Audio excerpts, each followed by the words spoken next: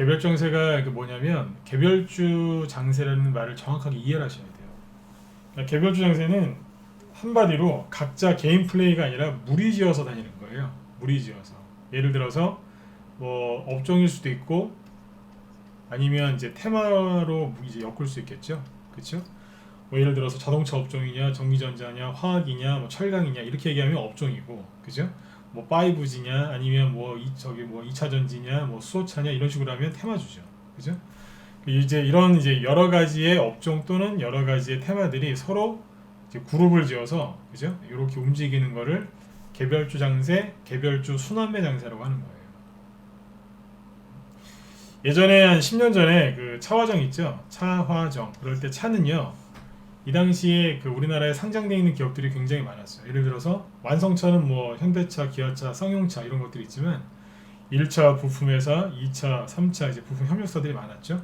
그러니까 많은 회사들이 주식시장에 상장되어 있었기 때문에 여기에서도 막 순환매가 돌았어요. 무리죠. 이것만 해도 그냥 수백 개가 됐으니까 종목 수가 100개가 당연히 넘었겠죠, 그죠? 네. 굉장히 많았어요. 그 다음에 뭐 전기전자 업종 가면은 종목 수가 엄청나게 많지 않습니까? 그렇죠? 그런 경우에는 이제 단독으로 가는 개별주 장세가 나올 수 있어요.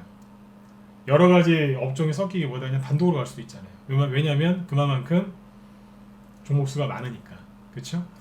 그리고 바이오도 뭐 굉장히 많지 않습니까? 종목 수가 엄청나게 많다 보니까 단독으로 갈 수 있고, 바이오 같은 경우에도 단독으로 지수까지 끌어올릴 수도 있어요. 특히 코스닥 지수는 얼마든지 끌어올릴 수 있죠, 그죠? 네.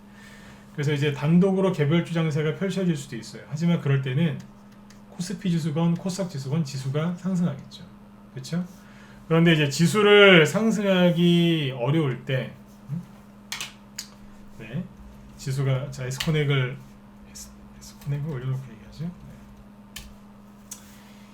지수가 상승 나오기 어려울 때, 그죠? 그때는 뭐가 가겠어요? 그때도 개별주 장세가 열리거든요.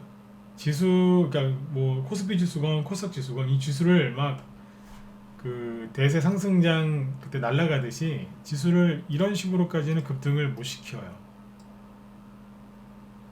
그러니까 어떻게 한다는 얘기예요? 지수를 약간 눕혀서 옆으로 돌리면서 갈 수 있겠죠? 요럴 때 개별주 장세가 열립니다. 그러면 지수를 크게 끌어올릴 수 있는 업종이나 테마주가 움직이는 게 아니라 지수랑은 상관이 없이 움직일 수 있는 그런 업종이나 테마주들이 서로 어떻게 해요? 돌아가면서 즉 순환매를 일으키면서 개별주 장세가 열려요. 이해되시죠? 그러니까 일반 종목 장세, 소외주 장세하고 다른 건 뭐예요? 종목 장세라기보다 그 종목들이 이제 그룹 지어서 움직인다. 그 다음에 소외주 장세가 아니라 인기주 장세죠. 약간 100% 맞는 말은 아닌데 인기주 장세, 인기. 한 무리가 인기를 그냥 끄는 거죠. 가수로 따지면 조용필 씨 혼자서 하는 게 아니라 무슨 저기 아이돌 그룹들 있죠, 네, 보이 그룹, 네, 걸 그룹, 네, 뭐 그런 식으로 움직인다고 생각하시면 될 것 같아요.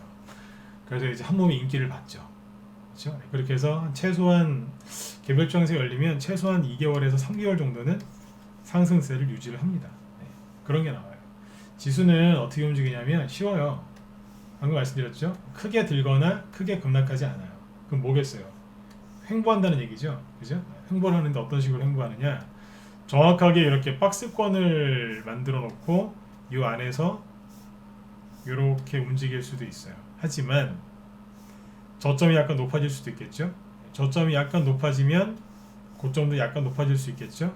그러면 지수가 어떻게 만들어지냐면 이 박스가 약간 박스를 찌그러뜨린다고 생각하시면 돼요. 어떻게?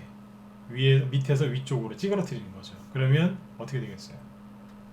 찌그러뜨린다? 약간 든다? 네. 그러면 박스권이 이렇게 만들어지겠죠. 이런 식으로. 그렇죠? 약간 박스를 들은 거예요. 그리고 여기서 주가가 요렇게 가다가 가끔씩 또 나쁜 아저씨들 또 속으라고 한 번씩 음봉 때리면서 또다시 올라가고, 나쁜 아저씨들 또 생각이 바뀌어서 주식을 사야 되는 거 아니야 그러면 나쁜 아저씨들 나가라고 한 번씩 또 때려주는 거예요. 이렇게 깨트리면서 올라가는 거죠. 그게 바로 개별주 장세입니다. 개별주 장세는 개인들한테 절대로 미리 얘기를 해주지 않아요. 나 개별주 장세 이제 열려요 시작해요 라고 절대 얘기를 안 해줍니다. 무슨 얘기냐, 계속해서 시장이 안 좋은 얘기를 뿌려요. 우린 끝났다, 계속 최소한 3개월에서 6개월, 내년 하반기, 지금 올해 2020년 하반기죠. 내년 하반기까지는 주식시장이 약세일 것이다. 보통 그런 뉴스가 많이 나와요. 개별주 장세가 열리기 직전에 언론에서는 한 최소한 6개월에서 1년 정도는 주식시장이 어둡고 깜깜하고 긴 터널에서 못 나올 것처럼 얘기를 합니다. 요즘에 그런 뉴스 많이 나오죠. 그리고 개인들을 어딘가로 몰아넣어요. 어디로 몰아넣겠어요? 증시가 이렇게 폭락하는 와중에도 불구하고 붕 떠있는 애들이 있어요. 이쪽으로 몰아넣어요. 설탕물 먹으러 이쪽으로 오라고. 그리고 이런 것도 싫어하는 분들이 있어요. 아, 나 설탕물 싫다고. 그래서 어디로 가시느냐, 낙폭과대주 이제 사러 들어가는 분들이 있어요. 제가 그래서 자꾸 이제 물리지 마라, 물타기 하지 마라 같이 얘기하죠. 왜 그러겠어요? 이쪽으로 들어가시면 못 나올 수도 있어요. 진짜 이쪽에 집어넣어 놓고 못 나오게 한다니까요. 그래서 이런 것들을 꼭 기억을 잘 해두셔야 돼요. 그러니까 개별주 장세 열리기 직전에 어떤 일이 벌어지느냐, 개인들을 속이는 거죠. 속여서 엉뚱한 곳에다가 몰아놓고 거기서 못 나오게 합니다. 거기서 못 나오게 해요. 그게 포인트예요.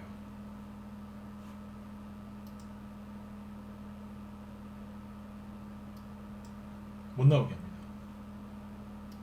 최소한 2개월에서 3개월 동안 못 나오게 합니다. 좀 전에 했던 얘기 기억하시죠? 2개월, 3개월? 그래요. 개별주 장세가 최소한 시작만 되면 2, 3개월 정도 간다는 이유가 그분들을 최소한 거기서 2, 3개월 동안 못 나오게 하거든요. 질질질질질 끌고 다니면서 본전 줄 듯 말 듯 그러면서 못 나오게 해요. 그러고 나서 이 사람들이 이걸 포기할 때쯤에 개별주 장세가 끝나죠. 네, 그렇게 보시면 돼요. 그래서 개별주 장세가 이제 방금 말씀드렸지만 열릴 때 절대로 개인들이 눈치 못 채게 합니다. 꼭 기억하셔야 돼요. 자, 그러면 지금부터 여기 이제 개별주 장세가 열리면 종목들이 어떻게 움직일까 궁금하시죠? 네, 그 중에 대표적인 거 N자형 파동에 대해서 얘기를 해드릴게요. 이거는 뭐냐면 주식의 기초 중에 기초인데 요거를 좀 설명을 드려야 돼요. 왜냐하면 요즘에 종목들이 이렇게 움직이거든요. 자, 지금부터 이 얘기를 해드릴게요.